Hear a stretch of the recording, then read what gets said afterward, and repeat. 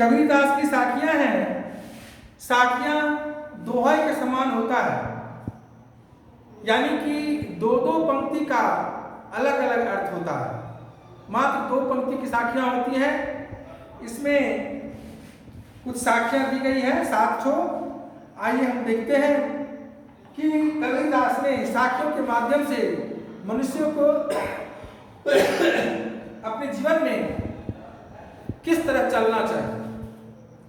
पहला है कि मान सरोवर सुभर जल, हंसा केली कराही। मान सरोवर सुभर जल, हंसा केली कराही। मुक्ता फल मुक्ता चुगे, अब ओढ़ी अनंत न चाही। जैसे मानसरोवर में हंस रहते हैं, हंस केवल मुक्ता फल खाते हैं, मोती हीरे मोती के दाना चुगते हैं। कमल के मृणाल में, कमल फूल के मृणाल में जो बीज समान रूपी फल होता है उसी को खाते हैं। हंस दूध और पानी एक साथ मिला देने पर उसमें से दूध पी जाते हैं, पानी छोड़ देते हैं। ऐसा प्रकृति में, इस संसार में एक ही प्राणी है जो दूध और पानी मिल जाने के बाद उसको अलग अलग करता है। कहने का मतलब हंस एक सर्वश्रेष्ठ गुणी जीवन जीता है। उसी प्रकार ये मनुष्य के लिए दिया गया है कि मान सरोवर सुभर जल, हंसा केली कराही। ये संसार जो है मनुष्य रूपी लोगों से भरा हुआ है। हंस के समान यहाँ सब रहते हैं, कलरव करते हैं। लेकिन मुक्ता फल मुक्ता चुके, अब उड़ी अनंत न जाए। जैसे हंस उस सरोवर को छोड़ करके कहीं दूसरी जगह नहीं जाता है, उसी में से मुक्ता फल चुन के खाता है, उसी तरह मनुष्यों में भी जो श्रेष्ठ मनुष्य है वो इसी संसार में सर्वोत्तम गुणों को अपने में ढालकर अपनी जिंदगी को उत्तम बनाते हैं। पहला हुआ। दूसरा साखिया है कि प्रेमी ढूंढत मैं फिरो, प्रेमी ढूंढत मैं फिरो, प्रेमी मिले न कोई। प्रेमी मिले न कोई, प्रेमी को प्रेमी मिले, सब विष अमृत हो। हमें दोस्त अच्छा चुनना चाहिए, अच्छे व्यक्ति से संपर्क में रहना चाहिए, अच्छे व्यक्ति के साथ अपना उठना बैठना मिलन रखना चाहिए। लेकिन ये बहुत दुर्लभ है, खोजने से मिलता है। लेकिन उससे पहले क्या होगा जानते हैं? उससे पहले होगा कि आपको भी एक अच्छा व्यक्ति बनना पड़ेगा। अन्यथा आप अच्छा व्यक्ति तो ढूंढ लेंगे दोस्ती के लिए, रिलेशन के लिए, संबंध बनाने के लिए, उठने बैठने के लिए, परंतु वह व्यक्ति जब जान जाएगा कि आप सही नहीं हैं तो वह कुछ ही दिनों में आपको छोड़ देगा। इसलिए अच्छे व्यक्ति के साथ रहने के लिए, जीवन बिताने के लिए आपको भी अच्छा बनना पड़ेगा। उसका निचोड़ क्या होगा जानते हैं? उसका निचोड़ होगा कि प्रेमी को प्रेमी मिले, सब विष अमृत हो।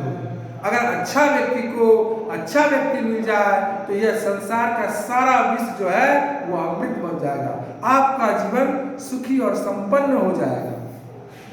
तीसरा है, एक्सक्यूज मी, बहुत सुंदर है। हस्ती चढ़िए ज्ञान को, हस्ती चढ़िए ज्ञान को, सहज दुलीचा गाय। अस्वाल रूप संसार है, भूखन दे जगमाह।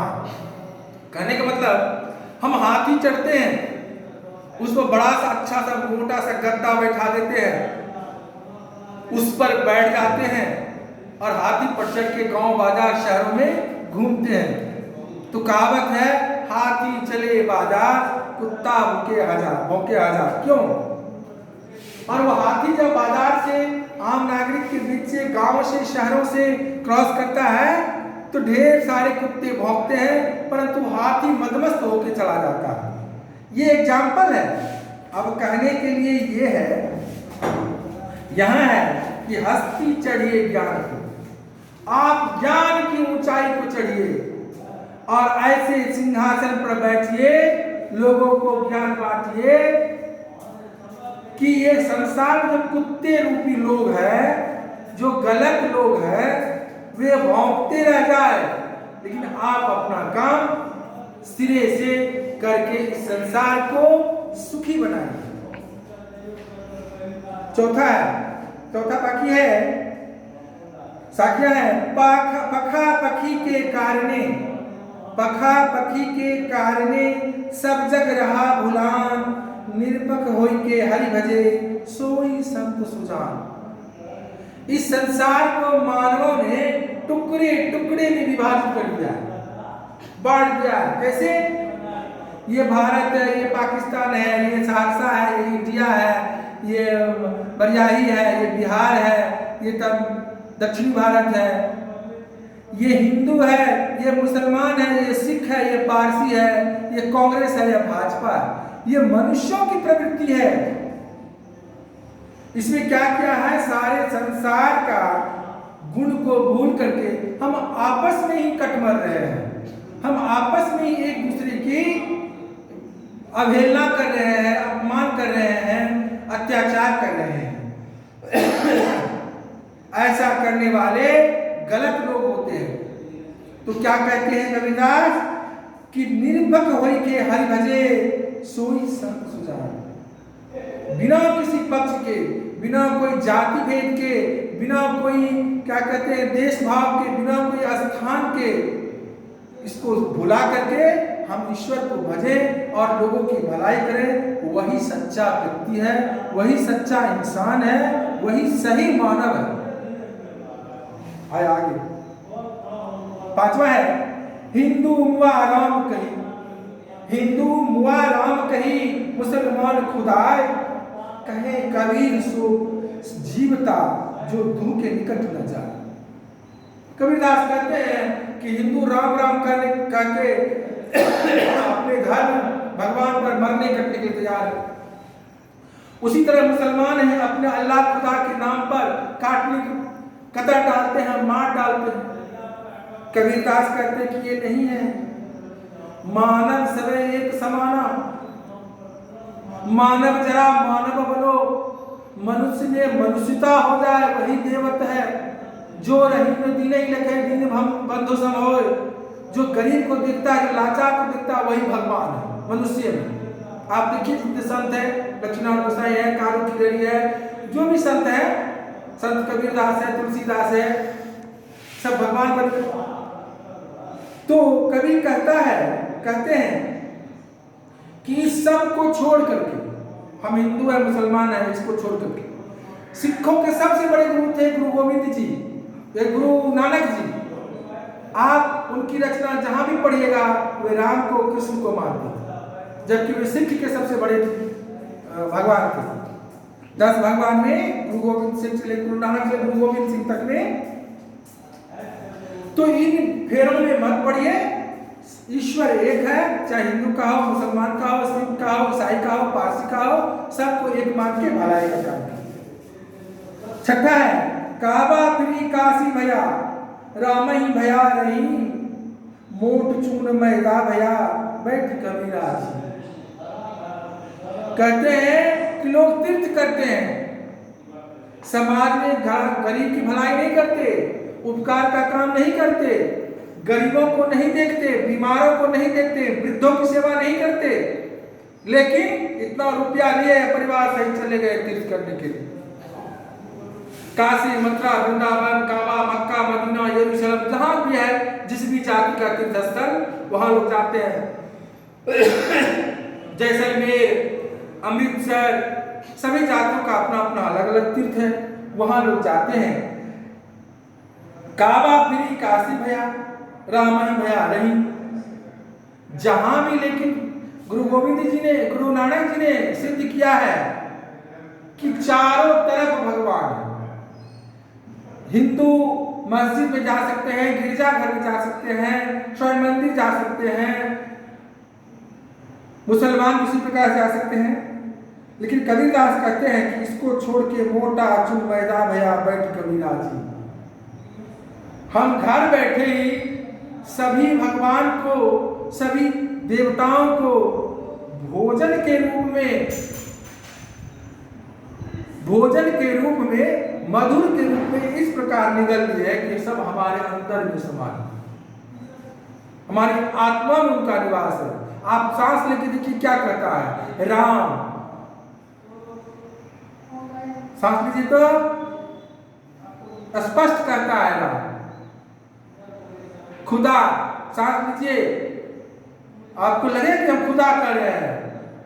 कहते हैं कि जो खोजिए, खोजी हो तो तुरते मिलियो, नामे कावा नामे मस्जिद, ना कावे कैलाश में, खोजी हो तो तुरते मिलियो, सब सांसों की सांस में। आत्मा में ईश्वर का निवास होता है।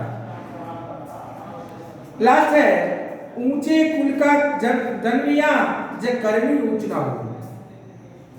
ऊंचे कुल का जन्मिया जो करनी ऊंच न हो, सुवर्ण कलश सुरा भरा, साधु निंदा सो। कहते हैं कि उच्च कुल में आप ब्राह्मण राजपूत, जिसको आप बड़ा कुल समझते हैं, जन्म के धनवान हैं, लेकिन आप चोर हैं, आप चरित्रहीन हैं, आप वृद्धों को मारते हैं, गरीबों को सताते हैं, लोगों के साथ गलत करते हैं, तो क्या आप ब्राह्मण हुए? ब्रह्मत्व है आपके पास? नहीं। जो कोई छोटी जाति में जन्म लिया, एकलव्य, क्या कहते, त्रिजटा राक्षसनी थी, सबरी घिरनी थी, और साक्षात भगवान के दर्शन पाए, तो ऊंचे कुल में जन्म लेने से लोग ऊंचे नहीं होते हैं, ऊंचा कर्म होना चाहिए। जैसे एग्जाम्पल के लिए कि सोने के सुराही में जल भर दीजिए और मिट्टी के सुराही में जल भर दीजिए। सोना का सुराही का जल कुछ ही पल में खराब हो जाएगा, लेकिन जो जो समय बीतता जाएगा, मिट्टी के सुराही का जल और स्वादिष्ट, सुगंधित और शीतल बन जाएगा। तो सुवर्ण कलश, सोने के कलश में सुरा भरा, साधु निंदा सो। अब आप जैसे ऊंचा कुल है, गलत काम करते तो कैसा होगा? जैसे सोने का कड़ाही घड़ा हो, उसमें शराब भरा हो, सोने का घड़ा हो, उसमें शराब भरा हो, ऐसे जात आप उच्च हैं और उसमें आप दुर्गुण भरा हुआ है। इसलिए आप अपने गुणों से, किसी भी जाति के हो, अपने गुणों से अपने परिवार, समाज, अपने देश के लिए महान बन सकते हैं और उत्तम कार्य कर सकते हैं। आप भी कल के दिन समय में पूजनीय, वंदनीय हो जाएंगे।